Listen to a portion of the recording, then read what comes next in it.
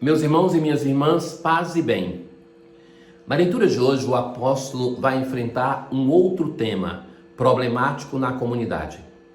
Aquele que faz com que alguns irmãos da comunidade entrem em um litígio contra outros irmãos da mesma comunidade e apelam aos tribunais civis para que o irmão seja condenado. É essa atitude que Paulo não suporta, porque ele vai dizer assim: olha, nós somos cristãos para que através do Cristo nós julguemos o mundo, e não para dizer ao mundo que julgue nossos problemas. Por outro lado, não é possível que não tenha um irmão na comunidade, aquele que é o presbítero, o ancião da comunidade, que possa ajudar vocês a resolver em paz um problema. A questão é longa e Paulo vai usar diversos argumentos. Quando um de vós tem uma questão com o outro, como se atreve a entrar na justiça perante os injustos, em vez de recorrer aos santos? Como é que você se atreve a ir ao tribunal, aonde tem pessoas que julgam com a lei humana, que são injustos, ao invés de confiar nos irmãos da comunidade? Será que ignorais que os santos julgarão o mundo? Ou mais ainda, ignorais que julgaremos os anjos? Quanto mais coisas desta vida. No entanto, se tendes dessas questões a resolver, recorreis a juízes que a igreja não pode recomendar. Recorreis a juízes injustos, que, tantas vezes, ganham um salário imenso para administrar a justiça, que o próprio salário que ganham já é uma denúncia de injustiça contra a maioria da população que vive na indigência e na miséria. E a esse juízo nós buscamos. Digo isso para confusão vossa. E agora Paulo faz ainda algumas perguntas. Será, então, que aí entre vós não se encontra ninguém sensato e prudente que possa ser juiz entre os irmãos? Será que é preciso recorrer fora e pagar para fazer aquilo que poderia ser feito melhor e de graça dentro da comunidade? Veja que Paulo não está falando contra a justiça civil, ele está denunciando os membros da comunidade por não confiarem em si e levar o outro ao sofrimento. Ao invés disso, irmão contra irmão vai a juízo, e isso perante infiéis. Aliás, já é uma grande falta haver processo entre nós. Aqui está o centro da questão. Já é um problema haver processos. Ora, quantas vezes eu escutei na minha vida entre pessoas de igreja, daqueles que jamais poderia se esperar isso, a facilidade com que tem a disposição para levar um outro ao tribunal, que nem sequer tem a coragem de ir conversar. Pensem mesmo nas famílias, os matrimônios que se acabam e que não se acabam serenamente, mas se tornam inimigos, que se acusam, que se odeiam. E agora, ainda, vai além. O apóstolo vai além. Por que não suportais antes a injustiça? Por que devemos pretender que todo mundo seja justo conosco? Que todo mundo nos considere? Por que não suportais a injustiça? Sendo que ele, o Senhor, o suportou e através da injustiça se fez o nosso Salvador. Por que devemos pretender que sejam justos, que nos amem todos, quando ele próprio, o Senhor, não foi assim? Não teve isso? Por que não tolerais antes ser prejudicados? É preciso sempre buscar que façam justiça conosco, quando nós temos as nossas injustiças para acumular? É possível pretender que sejamos tratados de um modo justo e ficar levando os outros aos tribunais? Pelo contrário, vós é que cometeis injustiças e fraudes, e isso contra irmãos. Ou seja, buscando a justiça em um tribunal civil, vós é que cometeis injustiças e fraudes contra a comunidade, contra o irmão que é denunciado. Porventura, ignorais que pessoas injustas não terão parte no reino de Deus? Então aqui o apóstolo vai fazer um elenco de pecados. E vai dizer assim: os injustos, não vos iludais, nem injustos, nem imorais, nem idólatras, nem adúlteros, nem efeminados, nem pederastas, nem ladrões, nem avarentos, nem beberrões, nem insolentes, nem salteadores terão parte no reino de Deus.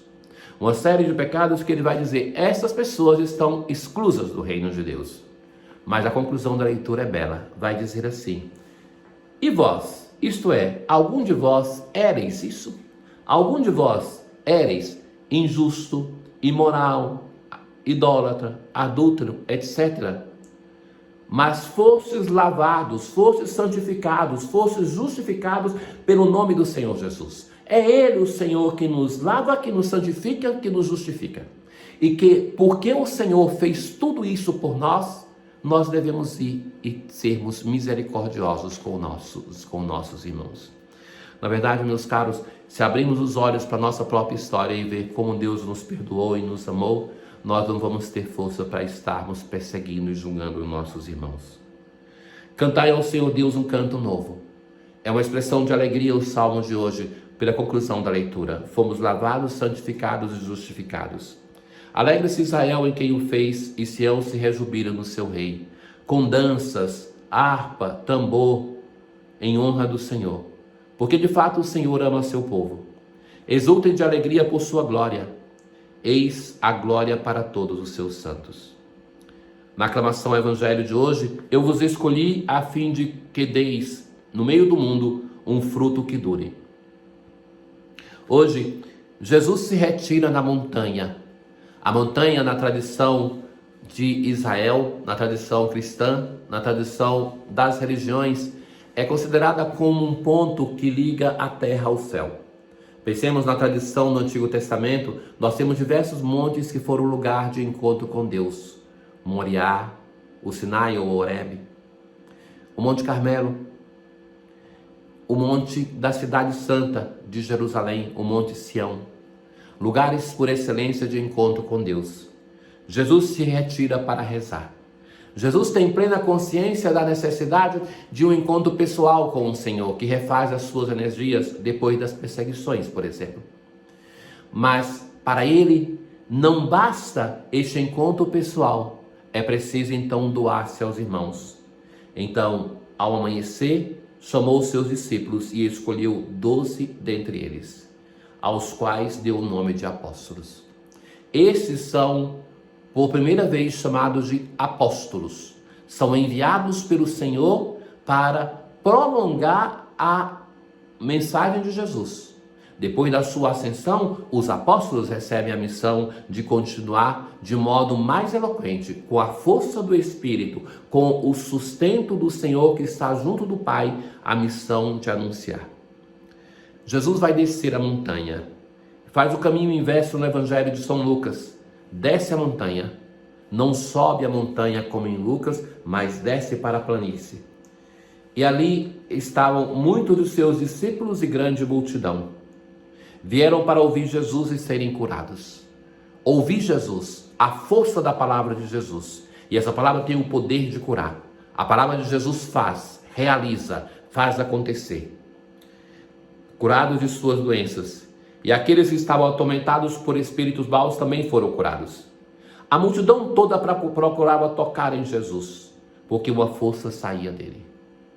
Então, em Jesus, em diversos momentos nós no Evangelho vemos essa força que sai de Jesus, que basta tocar a sua veste, a borda do seu manto para ser curado. E ele percebe que essa força está saindo.